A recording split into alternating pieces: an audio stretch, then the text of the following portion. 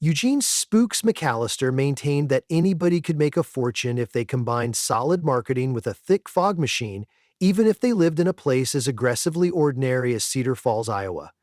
The town's most spine-chilling landmark was a mildly crooked stop sign, yet every October, Eugene outfitted himself with a velvet frock coat, a top hat 3 sizes too tall, and a lantern purchased from a theater supply catalog. He conducted specters and scandals moonlit excursions through the vacant streets, embellishing each cracked sidewalk with lurid tales of Baroque tragedy.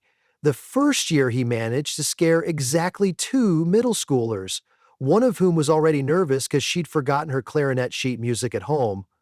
The second year netted no one at all. By year 3, Eugene had discovered social media advertisements, but the algorithm still figured Cedar Falls was better suited for hayrides and corn maze coupons than for supernatural thrills. Determined not to surrender, he marched into the back room of his rented duplex, set a quill pen to parchment for ambiance, and wrote the world's first interdimensional classified ad. Wanted. Charismatic ghosts needed for small-town hunting. Steady work, flexible hours, untapped market. Efficient at Eugene McAllister, 17 Maple Street. If a strong breeze can slip the letter under the door. He folded the page into an envelope addressed simply Afterlife Gazette Employment Section and burned it in an ashtray, assuming, by a rule he'd once read in a fantasy novella, that smoke travels fastest between realms. Then he went to bed, already planning walking routes and spooky spotlights. 3 nights later, a knock echoed through his kitchen at 3:07 a.m. It was not so much a knock as the sound a snow globe would make if it decided to imitate thunder. Eugene scuttled downstairs in slippers shaped like cartoon baths. At the front door stood a translucent gentleman reading Eugene's advertisement aloud in a tone of mild confusion. Steady work? Untapped market? The apparition repeated. Do you offer health benefits? I don't need them, personally being deceased, but it indicates seriousness. Eugene's jaw dropped in a mixture of delight and entrepreneurial greed. Sir, I can promise you front row placement in every tour, and, before he could finish, forms materialized along the porch railing. A musket-wielding colonial soldier missing half a leg, an Edwardian seamstress with a pincushion still stuck in her phantom wrist, and a teenage skateboarder whose board floated beside him like a faithful dog. The colonial soldier saluted. Benedict Quincy, honorably dead since 1781. Can you validate my haunting permits across state lines? Eugene patted the air where a shoulder would have been. We'll handle paperwork later. First, we build Cedar Falls into the Salem of the Midwest. By dawn, the living room resembled a spectral job fair. Spirits filtered through walls, filled out forms Eugene printed from the library, and compared booing techniques. He assigned each to a landmark. Benedict gained the shuttered feed mill. The seamstress, Ms. Hetty Pinsworth, took the antique store. The skateboarder, Logan, claimed the municipal parking garage for its echoes. The next evening, Eugene sold 42 tickets. Tourists gasped as Benedict's saber clanged without warning, shrieked when Hetty's head popped from a coat rack, and posted shaky phone videos of Logan performing kickflips 3 stories above the ground. Hashtags spiked. Local cafes added haunted lattes. The Cedar Falls Chronicle put Eugene on page 1, beside a corn yield report. Yet prosperity carries as much friction in the spirit world as in the living. After the inaugural week, Benedict floated into Eugene's office, formerly his laundry closet. Captain, Benedict began he had unilaterally promoted Eugene, the lads, and I tally 16 appearances per night with merely 5 minutes ectoplasmic recuperation between. It is, frankly, unsustainable. Before Eugene could muster a reassurance, Hetty drifted through the detergent shelf. I've had 3 tourists stick their hands through me for selfies, she said. I am not an interactive exhibit. Logan, who learned politeness while skateboarding in malls after closing, added, We need hazard pay whenever someone tries a salt bomb. TikTok keeps telling them salt disrupts us. Eugene's brain clenched around the clinking coins in his mental cash register. My friends, This is only the soft open. Once we're nationally famous, exposure alone.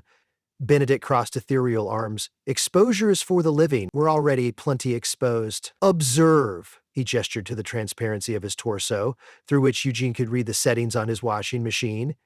They departed, muttering about collective bargaining. Eugene sniffed, convinced the matter would fizzle. It did not. The next night he answered the bell at Maple Street and discovered 23 spirits floating shoulder to shoulder. At their center hovered a formidable woman in early 20th century garb, hat sporting a feather the size of a fire poker. Her eyes glowed Union red. "Constance O'Leary," she announced, "founder of the United Assembly of Industrial Phantoms, Boston Chapter 1912. We represent the workforce you have improperly classed as independent contractors. We seek recognition as Glowing International Phantoms Local 301. Eugene blinked. "There's a ghost union?" "There was a ghost union," Constance corrected. "Management kept exercising delegates, but the afterlife is long, Mr. McAllister, and we are nothing if not patient." They slid a parchment across his kitchen table. Demands included 15-minute ectoplasmic restoration breaks every 2 hours, spectral safety barriers between themselves and overenthusiastic tourists, reimbursement for chain rattles and moaning lubricants, and, most controversially, a guarantee that no spirit be required to haunt more than one historically insignificant object at a time. "This rake of a town is entirely historically insignificant," Eugene protested. "Which doubles the workload," Constance replied. "We must fabricate context before we may so much as rattle. We of labor should be compensated." Eugene stalled. "Let me consult my accountant." He had no accountant. He had a calculator shaped like a coffin. But he promised to reconvene in 48 hours. He spent those hours scouring entrepreneurship blogs, searching how to break a union gently. Advice ranged from motivational posters to bribing key workers with coffee gift cards. He printed 20 gift cards on clip art templates that read "Good for one free ghoulish latte," signed them, and attempted to distribute them behind Constance's back. Benedict accepted one, turned it over, and realized it expired yesterday. The attempted bribe solidified solidarity faster than a seance circle. On the third night, a wispy picket line encircled Maple Street. Specters held semi-tampered placards. "Haunt fair. Don't scare." Logan repeatedly ollied over Eugene's begonias, chanting, "What do we want? Slightly longer breaks. When do we want them? In a temporally flexible, non-linear sense." Eugene's tours sank instantly. Without phantoms, his lantern merely illuminated trash cans and squirrels. Refund requests flooded his inbox. One skeptical blogger posted a headline, "Cedar Falls ghost, boom, dies faster than expected." The mayor, previously tickled by tourist dollars, summoned Eugene for a stern conversation under a painting of the town's original water tower. "Either settle with your dead employees or we revoke your special events permit," the mayor warned. "Cedar Falls has enough trouble convincing people we're not boring without confirming it." Eugene returned home, heart pounding. Did he dare let the union win? He'd survive on his day job at the hardware store, but his dream would evaporate like dry ice at sunrise. That evening he attempted a last-ditch measure: scab ghosts. He burned another set of classifieds. "Fast money, short-term haunts. Cross a picket line we won't tell." A ragged handful of spirits appeared. The ghost of a parrot that only swore in Portuguese. A headless highwayman whose head got lost in the mail, and 2 polka musicians fused at the tuba. They agreed to work cheap on condition they could improvise. Word got out within hours. Constance led Local 301 in strategic counter-haunting. Each location where scabs performed experienced spectacular sabotage. When the parrot let out a profanity-laden screech, Benedict popped through the wall and translated the insults in Elizabethan English, which somehow sounded worse. When the fused polka musicians tooted, Hetty rigged the building's pipes so every note made toilets flush. Tourists watched baffled as phenomena contradicted themselves in real time. Yelp ignited with 1-star reviews. Too many competing hauntings, total lack of narrative cohesion. The strike reached fever pitch on the night Eugene attempted a grand spirit spectacular at the school football stadium. He hired a laser light crew and passed out holographic glasses. Scab ghosts were scheduled to zip line across the 50-yard line. Local 311 formed an aerial blockade. Dozens of picketing phantoms spiraled above the bleachers, chanting, "No justice, no boo," while others created intermittent cold spots that left the living audience shivering despite August humidity. The laser crew's fog machines clogged with ectoplasmic buildup, turning beams into sludge-green snakes that slithered off stage. Eventually, every human evacuated in panic, leaving Eugene alone at midfield, drenched in fog fluid, staring at a scoreboard that read, "Home 0, Guests 0. You are unresolved labor tension, ma'am." Constance drifted down like a suffragette descending a golden staircase, except there was no staircase, and she glowed faint amethyst. "Mr. McAllister," she began, voice echoing through empty stands, "shall we resume negotiations?" Eugene sat cross-legged on the 50, utterly defeated. "Fine. Recognize the union. I can't afford to lose Cedar Falls entirely." Constance softened. "The union doesn't seek your ruin. We seek sustainability for both sides of mortality. You invented jobs. We commend them. Now we must refine them." They convened in the locker room, fluorescent lights flickering as spirits absorbed electricity for dramatic emphasis. Benedict produced a makeshift whiteboard composed of frost on a mirror, writing bullet points by tracing with a fingernail. Hetty distributed ethereal tea that smelled like lilac and nostalgia. Logan took minutes by scraping dates into a football helmet. The final contract, hammered out by Dawn, contained 1. Recognition of glowing international phantoms Local 301 as the exclusive bargaining representative for all undead performers inside city limits. 2. A standard haunting shift, not to exceed 6 hours, broken into 2 haunt blocks with a mandatory 15-minute dematerialization break. 3. Hazard pay for interactions involving salt, iron, or clergy with more than 2 candies worth of rosary beads. 4. Annual budget for haunting props to include chains, sheet upgrades, and specialized wailing lessons. 5. A creativity fund allowing spirits to design historically faithful narratives so tours retain educational value alongside jump scares. 6. A grievance procedure culminating in arbitration by a neutral medium certified by the Better Seance Bureau. Eugene signed with a silver pen Constance conjured from thin air. The document glowed and divided into copies, one material, one spiritual. The moment he finished the last loop of his signature, the strike dissolved like fog after sunrise. Placards vanished, picket chants faded into satisfied murmurs. Implementation began immediately. Ghost volunteers renovated Maple Street into Union headquarters. Hetty opened a tailoring shop for spectral attire, sewing illusions of rips and bloodstains that moved realistically. Benedict coordinated a historical research committee, mining local archives to locate even the most trivial tragedies. A 1914 pie-eating incident gone wrong, a runaway paddle boat stolen by ducks, the mythic day the library's Dewey Decimal cards got alphabetized by accident. Each event became a mini plaguelet along the tour. Logan established a health and safety office inside the parking garage's top level, complete with signage. Boo smart, boo safe, always look both ways before materializing. He also spray-painted a half-pipe for living skateboarders because solidarity didn't stop at the grave. Meanwhile, Eugene rebranded the enterprise as Cedar Falls Labor-Friendly Hauntings, where every ghoul gets a fair shake. Tourists loved it. Newspapers adored the novelty. First town with unionized ghosts sets ethical standard. Bloggers returned, this time writing, "Come for the chills, stay for the collective bargaining education." Even the mayor booked a private tour for the city council, though he did ask that nobody scare Councilwoman Adams too badly, because her heart monitor tweets alerts to her phone. During opening week under the contract, Eugene walked at the head of a lantern-lit procession, narration now fact-checked by Benedict's committee. When he described the pie-eating incident, a cherubic ghost named Harold, cause of death excessive blackberry pie with a gentle burp. Kids squealed in delight, adults chuckled, and Harold received applause and a scheduled 5-minute recongeal break.